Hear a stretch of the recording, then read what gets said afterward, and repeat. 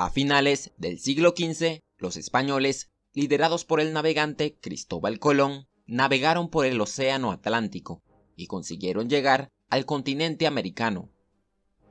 Aunque la intención original de Colón era atravesar el Océano Atlántico para llegar a la India, realmente lo que logró fue llegar a las tierras de América, un inmenso continente que los europeos no conocían. Luego de este hecho, poco a poco, nuevos grupos de españoles se fueron desplazando a las tierras americanas. Ellos se aprovecharon de las enfermedades que atacaron a los pueblos nativos y de las rivalidades que existían entre estos pueblos para establecer su dominio sobre gran parte de este continente. Así, los españoles lograron dominar una buena parte del territorio americano, un dominio que se mantendrá hasta el siglo XIX. Con la conquista española, la vida de los pueblos americanos cambió para siempre. Y es que los españoles llevaron a América nuevas instituciones políticas y también nuevas prácticas económicas. Además, hicieron que los pueblos nativos adoptaran la religión cristiana y la cultura de Europa. Pronto, la cultura de los españoles se fue mezclando con la cultura de los pueblos indígenas y con las tradiciones de los pueblos africanos que fueron llevados a América. Así que, a partir del siglo XVI, en Hispanoamérica, lentamente se irán formando nuevas sociedades, que serán el resultado del intercambio cultural entre españoles, indígenas y africanos. Ahora, veamos cómo fue la organización política, económica y social de los territorios americanos que estuvieron bajo el control de los españoles. Comenzamos con su organización política.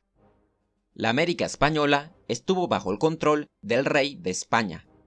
Él era la máxima autoridad política de España y de todos los territorios españoles en otros continentes. La monarquía española creó numerosas instituciones políticas, con la intención de que éstas les ayudasen a gobernar sus territorios americanos. Una de estas instituciones fue el Consejo de Indias. Este se encargaba de aconsejar al rey sobre cuáles eran las medidas administrativas, legislativas y judiciales más adecuadas para los territorios americanos. Otra importante institución fue la Casa de Contratación. Este organismo se encargaba de regular todas las relaciones comerciales que existían entre Hispanoamérica y España. Pero, tanto el Consejo de Indias como la Casa de Contratación estaban ubicados en territorio español. Directamente en las tierras americanas, la principal forma de organización territorial fueron los virreinatos. Estos eran dirigidos por un virrey, que se encargaba de gobernar los territorios americanos en nombre de la monarquía española.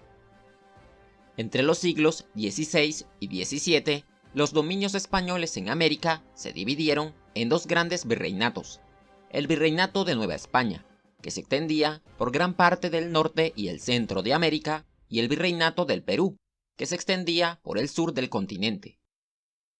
Sin embargo, durante el siglo XVIII fueron creados dos nuevos virreinatos: el Virreinato de Nueva Granada, que estaba conformado por los actuales territorios de países como Colombia, Venezuela, Panamá y Ecuador, y el Virreinato del Río de la Plata, que abarcaba los actuales territorios de Argentina, Uruguay, Paraguay y Bolivia. Otras importantes formas de organización política fueron las gobernaciones y las capitanías generales. Por un lado, las gobernaciones eran gobiernos creados en territorios que ya se habían pacificado. Y por otro lado, las capitanías generales fueron territorios dirigidos por un jefe militar, que ejercía el poder civil y judicial en ellos. Las principales capitanías generales de la época colonial fueron la de Santo Domingo, Guatemala, Venezuela y Chile. Por último, no podemos olvidar dos instituciones que tuvieron un papel muy importante en la organización política de la América española. Estas instituciones fueron las Reales Audiencias y los Cabildos. Las Reales Audiencias eran organismos integrados por jueces, que se encargaban de impartir justicia en las provincias americanas. Y los cabildos fueron instituciones municipales dedicadas al gobierno de las ciudades americanas y que estuvieron conformados por sus habitantes.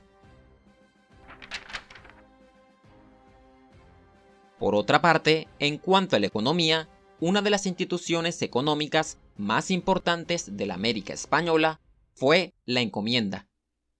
La encomienda fue una institución creada por la monarquía, con la intención de organizar la economía de las tierras conquistadas y evangelizar a los pueblos indígenas. En esta institución, la corona española permitía que algunos de los españoles en América tuviesen a un grupo de indígenas bajo su control. A estas personas se les conocía como encomenderos. Los indígenas estaban obligados a pagar tributos al encomendero. A cambio, el encomendero debía enseñarle a los indígenas la religión y las costumbres de los españoles. De esta manera, la encomienda sirvió para que los españoles aprovecharan el trabajo de los indígenas y también para que los indígenas adoptaran la religión y la cultura de España. Las encomiendas se concentraron sobre todo en el desarrollo de la agricultura en las haciendas y en la extracción de minerales en las minas. Sin embargo, esta institución fue muy polémica, ya que muchas personas consideraban que a través de ella se maltrataba y explotaba a la población indígena. También las grandes plantaciones representaron otro importante centro de producción durante la época colonial. En estas plantaciones se producía azúcar, algodón y tabaco. Además, allí trabajaban los esclavos africanos que fueron trasladados a América, especialmente a aquellas zonas donde había poca población indígena.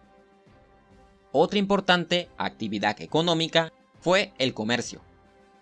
Y es que el crecimiento de la producción agrícola y ganadera ayudó no solo a incrementar el comercio dentro de los territorios americanos, sino también a aumentar las exportaciones hacia España.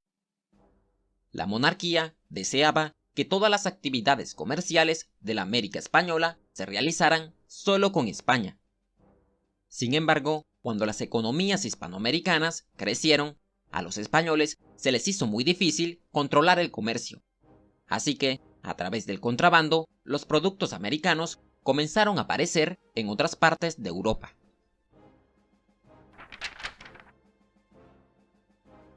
Por otro lado, las sociedades coloniales estuvieron marcadas por el mestizaje, la mezcla entre la población española, indígena y africana. Este proceso de mestizaje provocó que en Hispanoamérica surgieran sociedades con una gran diversidad étnica. Pero esto no significa que en ellas no existieran diferencias sociales. Todo lo contrario, las sociedades coloniales estuvieron fuertemente jerarquizadas. En lo más alto de la pirámide social se encontraban los peninsulares, es decir, las personas que nacían en España. Ellos eran grandes comerciantes y ocupaban los cargos políticos más importantes. Luego de ellos estaban los criollos, es decir, los hijos de españoles que habían nacido en territorio americano. Ellos eran encomenderos, hacendados o terratenientes, pero a pesar de que tenían un gran poder económico, no podían ocupar los puestos políticos más altos. Más abajo se encontraban los mestizos. Ellos trabajaban en los campos como peones o podían ser artesanos, carpinteros y albañiles. Después estaba la población indígena, que en su mayoría formaba parte de las encomiendas. Y por último se encontraban los esclavos de origen africano, quienes eran forzados a trabajar en las plantaciones y en las minas. Y de esta manera estuvo organizada Hispanoamérica durante la época colonial. Una época que es muy importante conocer, ya que todos los hechos que ocurrieron por estos años marcaron la historia de los países hispanoamericanos. Si te gustó el video, no olvides dejarnos un like y suscríbete al canal para que no te pierdas los próximos videos. Gracias y nos veremos en un siguiente recorrido por este cuaderno de historia.